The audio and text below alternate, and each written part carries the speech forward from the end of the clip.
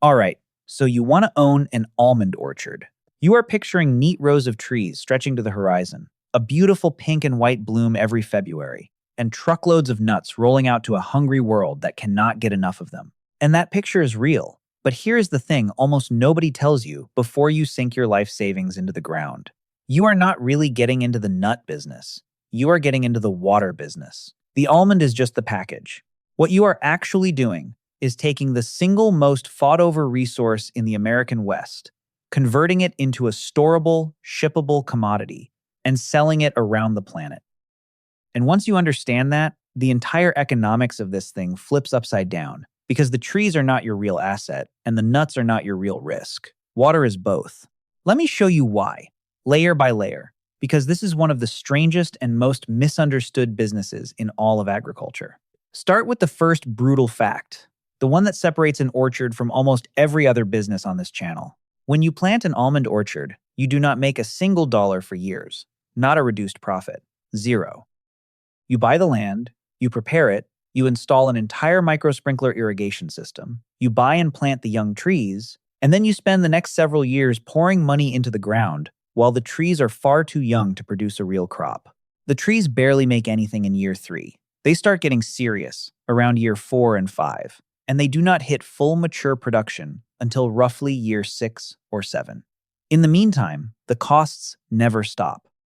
By the standard University of California cost studies, just establishing an orchard in the San Joaquin Valley through that early period runs to something like $17,000 per acre before the trees are truly paying their way.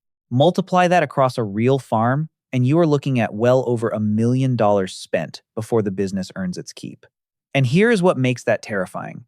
You cannot change your mind. If you plant corn and the market turns, you plant something else next spring. An almond orchard is a permanent crop with a useful life of about 25 years. Once those trees are in the ground, you are locked into a 25-year commitment to a single product, financed with debt before you even know what the market or the weather or the water will look like a decade from now. You are not planting a crop. You are making a 25-year leveraged bet, and then you are waiting years just to find out if the bet is working. That is a level of patience and risk that would make most business owners run screaming. Farmers do it anyway, and the reason they do it comes down to the second layer, water. California grows roughly 80% of the entire world's almonds. Think about that for a second. Not 80% of America's. 80% of the whole planet's almond supply comes out of one state, and the overwhelming majority of it out of one stretch of dry, hot ground called the San Joaquin Valley. And almonds are thirsty. A mature almond orchard drinks somewhere in the range of 3 to 4 acre-feet of water per acre every single year. 1 acre-foot is about 326,000 gallons of water. So a single acre of almonds can swallow well over 1 million gallons a year, and a serious orchard covers hundreds of acres. You are running one of the most water-intensive crops there is, in one of the driest agricultural regions in the country. On paper, that sounds insane, so why do it? Because here is the counterintuitive truth that drives the whole almond boom. Almonds are one of the most valuable ways to turn water into money that exists in California agriculture. Estimates from water researchers have put the value generated by almonds at well over $1,000 for every acre-foot of water they consume, far more than lower-value field crops like alfalfa or pasture. So when a grower looks at a limited supply of water, the cold math says do not waste it on cheap crops. Spend it on the highest value thing you can grow. And for 2 decades, that answer was almonds. The whole industry is, at its heart, a giant machine for converting scarce water into a high-value export. The nut is almost incidental. The real trade is water in, dollars out. And for about 2 decades, that math worked so well that it set off a planting frenzy.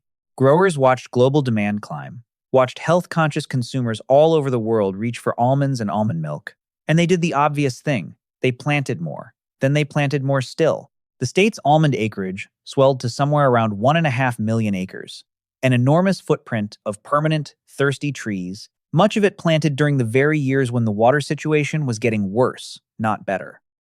Everyone was chasing that high value per acre foot. Everyone was converting more and more water into more and more nuts, and almost nobody was asking the uncomfortable question of what happens when the water finally runs short. The boom had a built-in trap. The more valuable almonds looked per drop of water, the more trees got planted. And the more trees got planted, the more water the whole valley needed to survive, in a place that never had enough to begin with.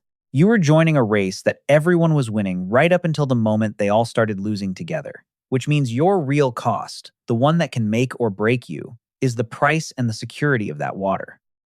In the cost studies, pumping water from your own well runs around $200 per acre-foot, and at 3 or 4 acre-feet per acre, water alone becomes one of your single largest operating expenses, year after year, for 25 years. But the dollar cost is not even the scary part. The scary part is whether you are allowed to pump it at all. And that brings us to the third layer, the one that has quietly rewired this entire industry. And it is the part most people who romanticize farm ownership have never even heard of. For most of California's history, groundwater was a free-for-all.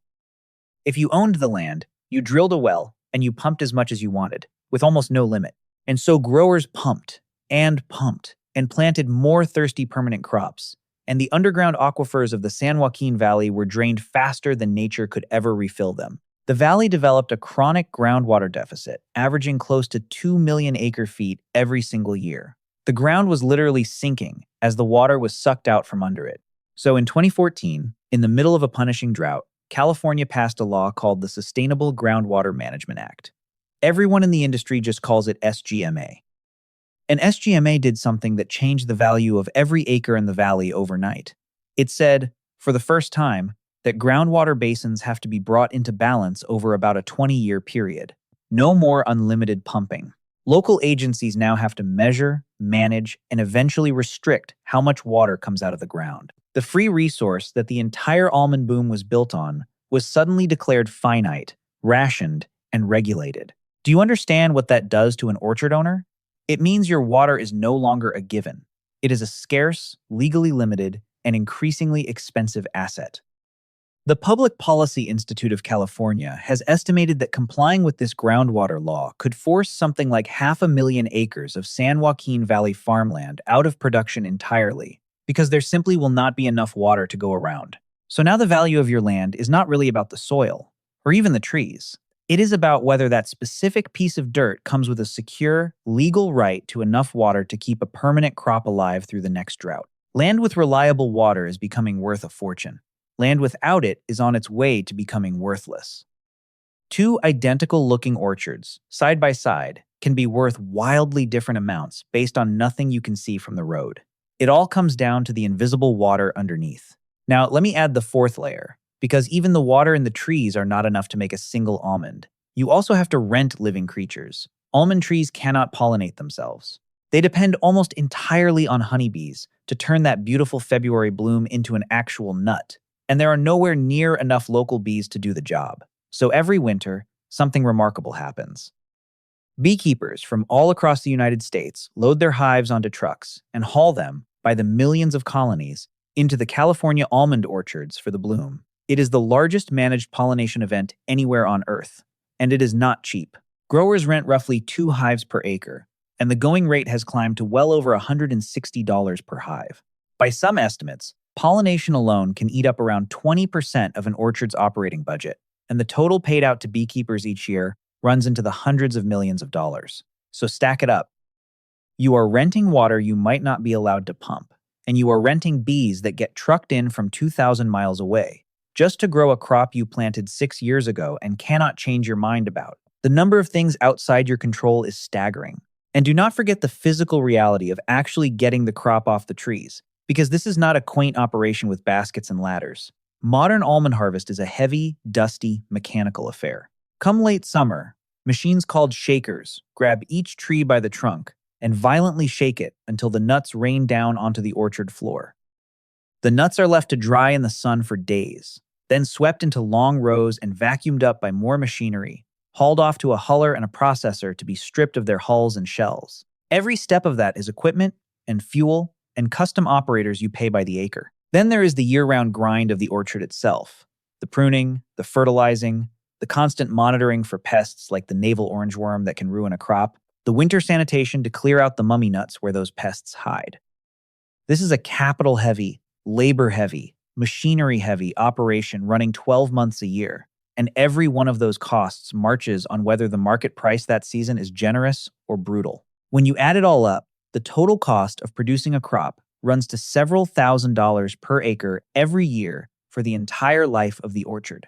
And here is the fifth layer, the one that finally determines whether all of that risk pays off: the price. Because after all of this, after the years of waiting and the water fights and the rented bees, you do not actually sell almonds to consumers. You are a price taker in a brutal global commodity market. You deliver your crop to a handler, and the price you get swings wildly from year to year based on the size of the harvest and on demand in countries on the other side of the world. Grower prices have swung across an enormous range over the years, from under $1 a pound in bad times to well over $2.50 a pound in good ones. And the costs have been climbing. Analysts have pegged the break-even price for an existing orchard, once you include the mortgage on establishing it, at around $2 a pound in recent years, up sharply from where it was less than a decade earlier. When the market price dips below your break-even, and it does, you are growing almonds at a loss on a crop you cannot walk away from. That is the squeeze. So, who actually holds the power in this market? That brings us to our case study, and it is a fascinating one, because the biggest player is not some Wall Street corporation. It is a cooperative, owned by the growers themselves. Blue Diamond Growers was founded all the way back in 1910, and today it is the largest almond processing and marketing company in the world. It is owned by thousands of California almond growers, something like half of all the growers in the state, and the members it represents help produce that 80% of the world's supply.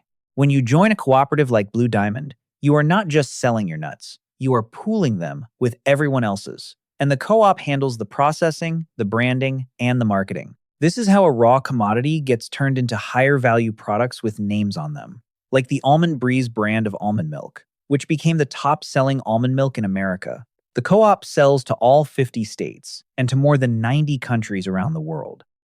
And the scale of what these growers now produce together is staggering. The total California almond crop in recent years has run to something like 2.5 to 2.75 billion pounds in a single season. That is billions of pounds of nuts, grown from a finite and shrinking supply of water, all funneled through a handful of handlers and shipped to the far corners of the earth. One grower, alone, is a rounding error in that number, which is exactly why banding together into a cooperative was the only way the growers ever got any leverage at all. And this reveals the last hidden truth of the business. Almonds are overwhelmingly an export crop.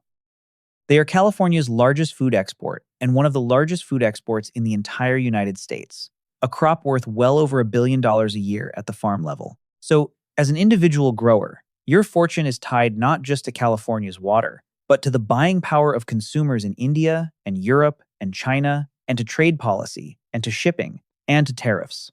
A trade dispute on the far side of the world can crush your price just as surely as a drought can crush your water. You are a tiny link in an enormous global chain, holding all the risk of the dirt and the trees and the water, while the value flows through handlers and exporters and foreign buyers you will never meet. So let us pull all of it together and look at what you actually bought when you bought that beautiful orchard. You bought a 25-year commitment that costs you a fortune for years before it pays anything. You bought the single most water-intensive kind of farming in the driest valley in the country, at the exact moment the law turned water from a free resource into a rationed and contested one. You bought a crop you cannot pollinate without renting millions of bees and cannot price yourself because you are a tiny voice in a violent global commodity market. On the surface, it sounds like one of the worst businesses imaginable. And yet people keep pouring money into it, and here is the reversed truth that explains why. Because for all the misery of the crop itself, the land underneath, if it comes with secure water, has for years been a powerful, appreciating asset. Established orchard ground in the good districts has traded anywhere from $25,000 to over $40,000 an acre, and values in the strongest water districts kept climbing, even as farming got harder. The savvy players in this business understood something the romantics never did. They were never really betting on the nuts. The nuts were just the annual scorecard. The real bet, the 25-year bet, was on water. On owning a piece of ground with a secure, legal claim to water in a state where water is only becoming scarcer, more valuable, and more fiercely contested with every passing year. So the next time you drive past those endless rows of trees in the California sun and think, what a peaceful little farm, look again. You are not looking at a nut business. You are looking at a giant, Leveraged, 25-year bet on the most valuable liquid in the American West, disguised as agriculture. The trees are not the asset. The trees are just the meter, ticking away every February in a cloud of pink blossoms, quietly telling the owner whether the real bet, the bet on the water, is still paying off. Own the water, and you own everything. Lose the water, and all you have left is $1 million worth of dead wood in the dirt.